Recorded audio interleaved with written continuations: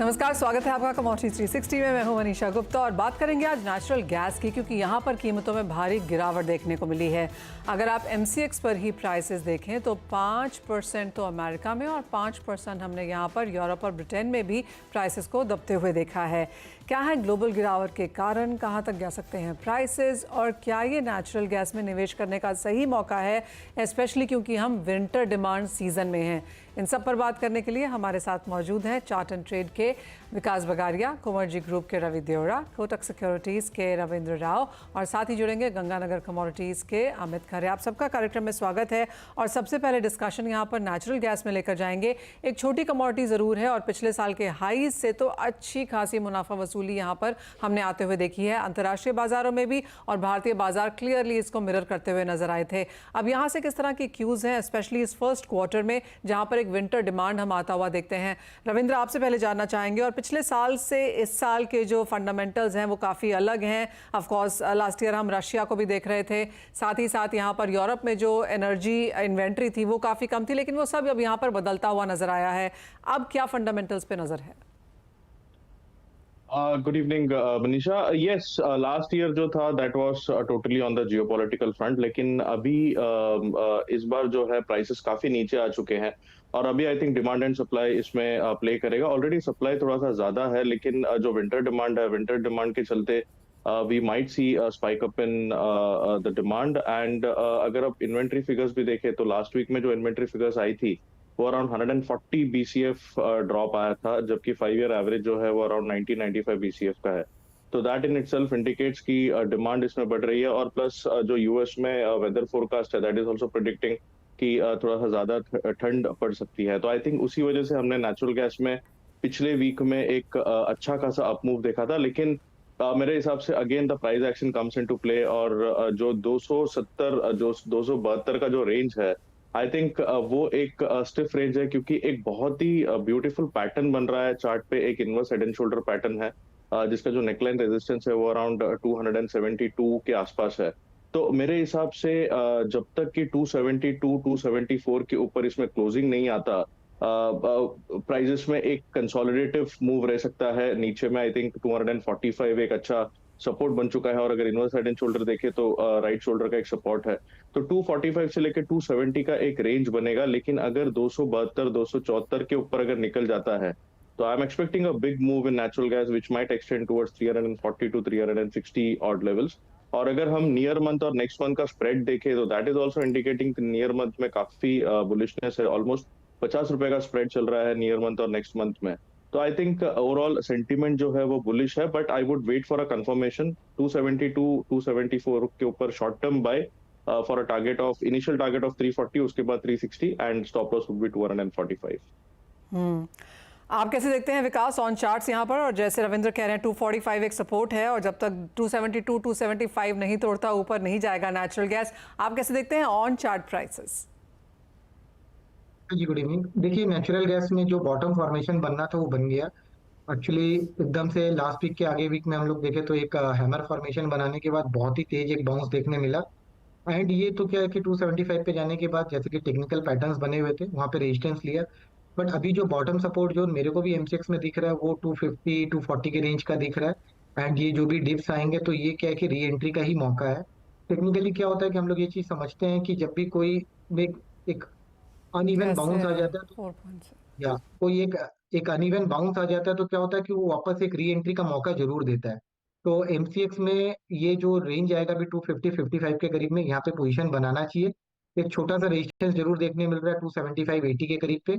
इसको पार करते ही short term पे 320 और 350 तक के लेवल इजीली देखने मिलेंगे मनीषा जी। अमित, आप कैसे देखते हैं? क्योंकि जिस तरह की मूवमेंट है, 5% की गिरावट आज यहाँ पर है। पिछले एक महीने में ऑफकोर्स कुछ बहुत गेन्स देखने को मिले थे वो, लेकिन बहुत जल्दी जाते हुए नजर आ रहे हैं। जी नमस्कार मंजा जी। मेरे को लगता है एज पर चार्ट ये अभी आगे भी बुलिश ही रहेगा। लास्ट वीक में इसने 224 रुपए का एक लो बनाया था, वहां से 279 तक के जो है हाईएस्ट ने टेस्ट किए हैं। लगभग 24 से 25% की तेजी जो है निचले स्तरों से पिछले हफ्ते हमने देखी।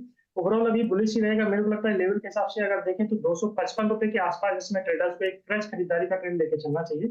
245 रुपए के नीचे का स्टॉप लॉस लगाकर ट्रेडर्स इसमें 292 से लेके 300 तक के टारगेट अभी शॉर्ट टर्म में रख सकते हैं। जी मनीषा। तो खरीदारी के मौके यहाँ पर फिलहाल ढूंढने चाहिए। आज जो गिरावट है उस वो आपको बाइंग में यहाँ पर तब्दील होती हुई ज़रूर नजर आएगी।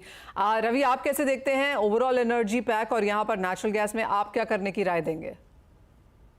नेचुरल गैस में डेफिनेटली प्राइस का ट्रेंड है वो पॉजिटिव बना हुआ है। जो दिसंबर महीना था वो 2006 के बाद का सबसे खराब मंथ रहा in terms of demand US में, क्योंकि इस टाइम पूरा सीजनलिटी चेंज हो चुका है। पर्टिकुलर जो दिसंबर में जो सर्दी होनी चाहिए थी, जो ठंड पड़नी चाहिए थी, वो थोड़ा पोस्टपोन होके जनवरी के सेकंड वीक से स्टार्ट हुआ है। तो मुझे लग रहा है कि जिस हिसाब से वेदर रिपोर्ट आते जाएंगे आपको इसका बेनिफिट प्राइस में आता जाएगा। But yes, next week expire है तो थोड़ी वोलेटिलिटी होगी। इसमें दो चीज हो सकती है। मीन्स व्यू बुलिश है अगर आप ट्रेंड कंटिन्यूएशन के साथ जा रहे हो, एंड आप अगर ये पॉजिटिव फ्यूचर से प्ले करना चाहते हो तो अपर साइड रेजिस्टेंस के ब्रेकआउट के बाद आप फ्यूचर बाय कर सकते हैं। जैसे आगे रविंद्र जी ने बताया 272 का इंपॉर्टेंट रेजिस्टेंस है। जैसे रेजिस्टेंस निकलता है आपको 300 तक के लेवल देखने को मिल सकते हैं, और जब तक क्लोजिंग बेस पर 252 का लेवल क्लोज नहीं करता तब तक ट्रेंड पॉजिटिव बना हुआ है। हालांकि ऐसी जो गिरावट होती है मुझे लग रहा है कि एक बड़ी बाइंग अपॉर्चुनिटी होती है। अभी तक हमारे पास ऑप्शन नहीं था, इस हिसाब से नेचुरल गैस की वोलेटिलिटी हम यूज नहीं कर पाते थे, और थोड़ा रिस्की एंड वोलेटाइल कमोडिटी है। तो मुझे लग रहा है कि उसको टैप करने के लिए आप ऑप्शन का यूज करें। जब भी ऐसी गिरावट हो तो आप कॉल ऑप्शन का यूज करें।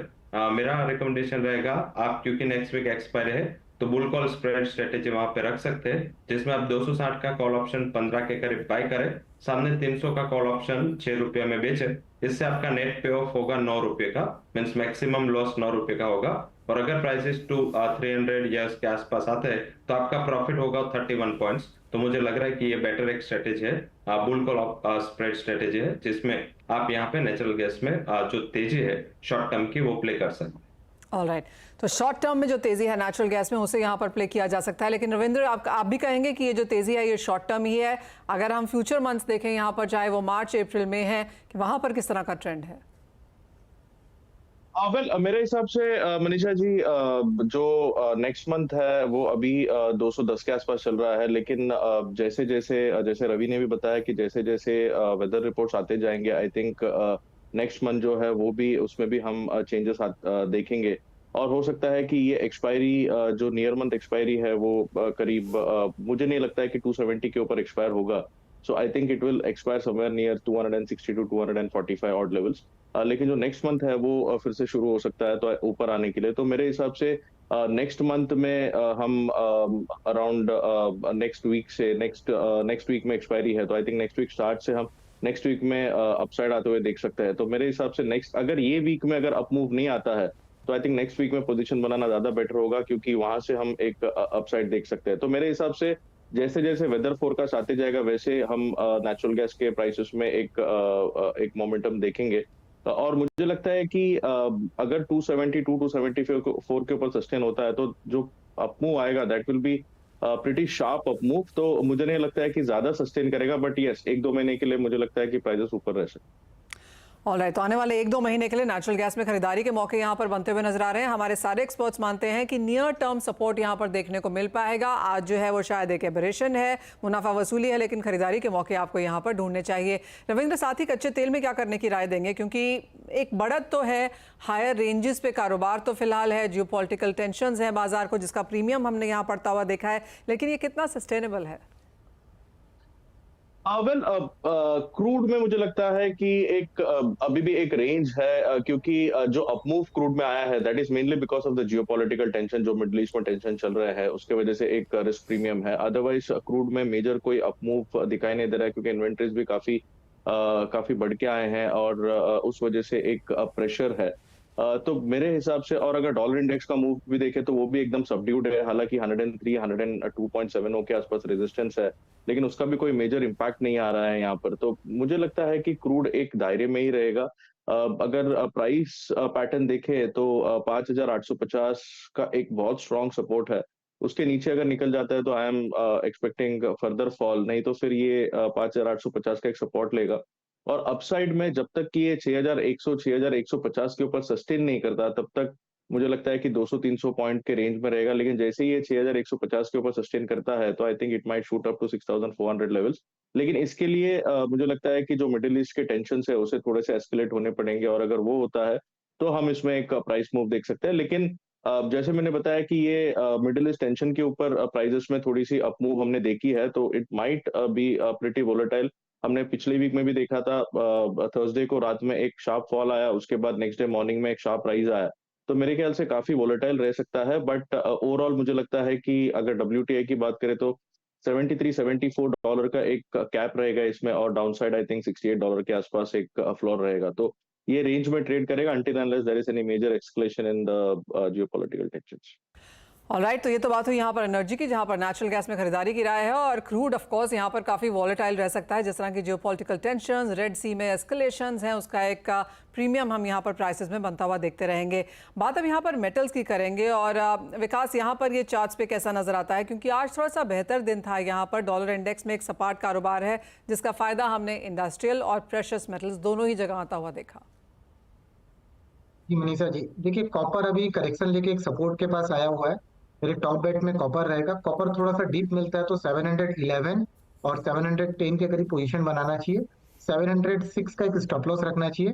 बाउंस बैक में 721 और 729 तक ही जा सकता है। साथ ही यहाँ पर सोने चांदी की बात करना चाहेंगे। अमित, कैसे देखते हैं आप प्रेशियस मेटल्स को? जी मनीषा जी, चार्ट पे काफी अच्छा अट्रैक्टिव अभी स्पेशली गोल्ड लग रहा है। कल भी इसमें एक अच्छी तेजी देखने को मिली, सिल्वर में भी बढ़िया तेजी देखने को मिली। लेवल्स के हिसाब से अगर मैं बात करूं तो अभी 62,500 के करीब सोना चल रहा है। मौजूदा स्तरों पर इस पर खरीदारी करनी चाहिए। 62,300 रुपए के स्टॉप लॉस लगाकर मेरे को लगता है 1 से 2 दिन में भाव 63,000 के आसपास तक टेस्ट कर सकते हैं। वहीं पर सिल्वर की अगर मैं बात करूं तो 72,500 के करीब इसमें भी खरीदारी का ट्रेडर्स को लेकर चलना चाहिए। 72,000 के नीचे का स्टॉप लॉस लगाकर ट्रेडर्स इंट्राडे में 73,000 और 1 से 2 दिन अगर रखते हैं तो 74,000 तक के भाव भी सिल्वर में देखने को मिल सकते हैं। ऑलराइट, अच्छी खासी तेजी की एक्सपेक्टेशन यहाँ पर। सोना और चांदी दोनों यहाँ पर आपको बढ़त दिखा सकते हैं। ऑब्वियसली अगर इस साल में अब की बात करें तो सोना हल्का सा यहाँ पर पॉजिटिव होता हुआ नजर आया भी है। लेकिन इसी के साथ एक ब्रेक के लिए रुकेंगे। बहुत शुक्रिया विकास और रविंद्र आपका साथ जुड़ने के लिए और एनर्जी मार्केट्स पे बात भी करने के लिए। जब लौटेंगे तो बात यहाँ पर एग्री स्पेस की करेंगे। आप रुकिए हमारे साथ CNBC आवाज़ पर। यहाँ पर एनर्जी और मेटल्स की बात तो कर चुके हैं, लेकिन एग्री में भी अच्छी खासी उठापटक यहाँ पर जारी है। लेकिन अगर अमित, आपको लगता है कोई टॉप ट्रेड्स आपकी हैं एग्री और नॉन एग्री दोनों में ही, तो कैसे शेयर करेंगे हमारे दर्शकों के साथ? मेरे को लगता है ग्वार सीड और ग्वारदम में एक बॉटम अच्छा बनता हुआ नजर आ रहा है। स्पेशली प्राइस के लिहाज से अगर मैं बात करूँ तो 5450 के आसपास अगर करंट वाइड ग्वार सीड मिलता है तो ट्रेडर्स को इसमें खरीदारी करनी चाहिए। 5400 रुपए के नीचे का स्टॉप लॉस लगाकर 5600 तक के टारगेट रख सकते हैं। वहीं पर ग्वारदम की अगर मैं बात करूँ तो 10,600 के करीब इसमें भी एक खरीदारी का ट्रेडर्स ले सकते हैं। 10,400 रुपए के नीचे का स्टॉप लॉस लगाकर 11,000 तक के टारगेट इसमें फरवरी वायदा में रख सकते हैं। ऑलराइट, तो ये जो ट्रेड्स यहाँ पर गुआर के हुए, लेकिन इसके साथ ही अगर यहाँ पर स्पाइसेस की बात की जाए तो यहाँ पर हल्दी में अच्छा खासा एक्शन देखने को मिला है। अमित, यहाँ पर क्या करने की राय? हल्दी अभी मौजूदा भाव 13,600 के आसपास है। मेरे को लगता है 13,800 से ज्यादा का मोमेंटम अभी इस रेंज में देखने को नहीं मिलेगा। तो जिनके पास भी हल्दी है वो 13,800 के आसपास एक बार मुनाफा बुक करें। मेरे को लगता है प्राइसेस वापस फिर से 13,000 के अंदर आएंगे तो वहां पर फिर से वापस री एंट्री कर सकते हैं। ऑलराइट, 5%, 5.25% की तेजी यहाँ पर आज हल्दी में देखने को मिली है। जी हाँ, ऑफकोर्स काफ़ी लोगों ने यहाँ पर हल्दी की खरीदारी की राय दी भी है, लेकिन आज जिस तरह का अपर सर्किट लगा है, रवि आप कैसे देखते हैं इसे? चलो से लास्ट वीक में हमने इसकी बात की थी हल्दी में बाइंग की, क्योंकि धनिया भी पॉजिटिव है। हालांकि वहां पे जीरे की वोलेटिलिटी का काफी इम्पैक्ट आ रहा है, बट हल्दी में जो आज बाइंग है उसमें पर्टिकुलर एक तो थोड़ा लैक ऑफ वॉल्यूम भी है। इतना वॉल्यूम से आज बाइंग आया नहीं, तो ध्यान रख थोड़ी वोलेटिलिटी होगी। सेकंड जो है वो जो लास्ट 5 दिन होते हैं, मंथ 15 से लेके 20, वो एक एक्सपायरी का टाइम होता है और मल्टीपल जो डिलीवरी का मार्क चालू हो जाता है। तो इस हिसाब से भी एक शॉर्ट कवरिंग है, क्योंकि फिजिकल में इतना माल नहीं था जितना मार्केट एक्सपेक्ट कर रहा था। तो मेरे हिसाब से एक शॉर्ट स्क्वीज थोड़ा यहाँ से और बढ़ सकता है। कल के दिन में वोलेटिलिटी में 13,400 के करीब मिले। टर्मरिक फिर भी बाय करें 13,240 के स्टॉप लॉस के साथ। हालांकि 13,880 से 900 के करीब एक अच्छी सप्लाई जोन है, रेजिस्टेंस है, तो वहां तक मुझे लग रहा है कि प्राइस जा सकते हैं। वहां पे आपको एक मुनाफा वसूली करनी चाहिए। ऑलराइट, तो यानी कि जो अब देखने को मिल रहा है वो यहाँ पर एक शॉर्ट स्क्वीज है, और दोनों ही एक्सपर्ट्स का मानना है कि हल्दी आपको अच्छी खासी मुनाफा वसूली यहाँ से दे सकती है और निचले स्तरों पर लेकिन फिर से खरीदारी आपको करके जाना है। रवि, आपकी भी टॉप ट्रेड्स यहाँ पर क्या होंगी? हल्दी की बात तो हमने की ही है, लेकिन बाकी कमोडिटीज का क्या? बाकी कमोडिटीज में एग्री बास्केट से मुझे लग रहा है कि वहां पे एक अच्छा बेस कैस्टर में बन रहा है, और कैस्टर ऑयल पे 1180 का जो प्राइस है वो लगातार सस्टेन कर रहा है। एंड पर्टिकुलर मार्केट का जो फोकस है वो अभी आके जाके चाइना की डिमांड क्या ओपन होती है, क्योंकि जैसे मार्केट ने माना था इतना ज्यादा सप्लाई वाला सिचुएशन नहीं है। 5600 के करीब अहम सपोर्ट है, वहां पे बाई करें। स्टॉप लॉस लगाए 5530 का, और अपर साइड 5730 तक के लेवल आने चाहिए। और एक नॉन एग्री बास्केट से मेरी रिकमेंडेशन रहेगी, जिसमें मैं कॉपर में एंड जिंक में बाइंग का रिकमेंडेशन दे रहा हूँ। कॉपर में बाई करें 712 के करीब, स्टॉप लॉस लगाए 708 का, एंड टारगेट रहेगा 722 का। और second recommendation non agree basket से जिंक में रहेगी। एक अच्छा शॉर्ट स्क्वीज है एंड आज 225 का रेजिस्टेंस ब्रेक हो चुका है, बाय करें इसको। स्टॉप लॉस लगाए 223 का, 228 तक के लेवल आपको जिंक में आते दिख सकते हैं। मुझे लग रहा है कि जैसे वेडनेसडे को चाइना के डेटा आने हैं, उसके पहले थोड़ा मेटल्स है उसमें शॉर्ट कवरिंग दिख सकती है। जी हाँ, ऑफ कोर्स चाइना का जीडीपी नंबर्स फोर्थ क्वार्टर का यहाँ पर वेडनेसडे को आने वाला है। काफ़ी सारी फेड ऑफिशियल्स की स्पीचेस भी हैं, तो काफ़ी डेटा हैवी वीक ये फिर से होने वाला है। और उसके पहले कुछ खरीदारी के मौके यहाँ पर मेटल्स में। रवि, एक सवाल आपसे यहाँ पर धनिये पे भी लेना चाहेंगे, क्योंकि यहाँ पर मुनाफा वसूली देखने को मिली है। जो 2% की गिरावट है उसमें क्या करने की राय है? हाँ, वो फियर फैक्टर है, कुछ ज्यादा इतना अराइवल आने वाला नहीं है। इन पर्टिकुलर जिस हिसाब से सोइंग भी कम थे, और पहले ऑलवेज गुजरात का धनिया पहले मार्केट में आता है, बट इस टाइम ऐसा कुछ सिनारियो दिख नहीं रहा। और यहाँ पे 40% तक की सोइंग में ही कमी थी, तो अराइवल का कोई क्वेश्चन मार्क नहीं। और ऑल मीन्स के आप देखें तो सारे मार्केट इसके ऊपर बुलिश है, तो जब तक बुलिशनेस होते तब फार्मर भी अपना जो स्टॉक है वो अपने पास होल्ड कर सकता है, क्योंकि अभी फार्मर्स की होल्डिंग कैपेसिटी कंपेरेटिव 5 इयर्स में काफी बढ़ चुकी है। तो मुझे लग रहा है कि प्राइसेस में आपको अगले महीने में एक अच्छा उछाल देखने को मिल सकता है। शॉर्ट टर्म के लिए बाय करें, नए कॉन्ट्रैक्ट फरवरी में, और 7700 के करीब चल रहे प्राइसेस, सॉरी अप्रैल में 7600 के करीब प्राइसेस चल रहे हैं। करंट लेवल पे बाय करें, स्टॉप लॉस लगाए, थोड़ा डीप स्टॉप लॉस होगा 7400, 200 पॉइंट का स्टॉप लॉस। 8100 तक के टारगेट आपको फरवरी एक्सपायरी के पहले आते हुए दिख सकते हैं। ऑलराइट, तो खरीदारी के मौके अब भी यहाँ पर ढूंढने चाहिए। जो गिरावट है उसमें बाइंग की अपॉर्चुनिटीज़ हैं। बहुत शुक्रिया रवि और अमित, आप दोनों का ही समय निकालने के लिए और वो सारी स्ट्रैटेजीज हमारे दर्शकों के साथ शेयर भी करने के लिए। इसी के साथ एक ब्रेक के लिए रुकेंगे, जब लौटेंगे तो लेकर आएंगे आवाज़ समाचार।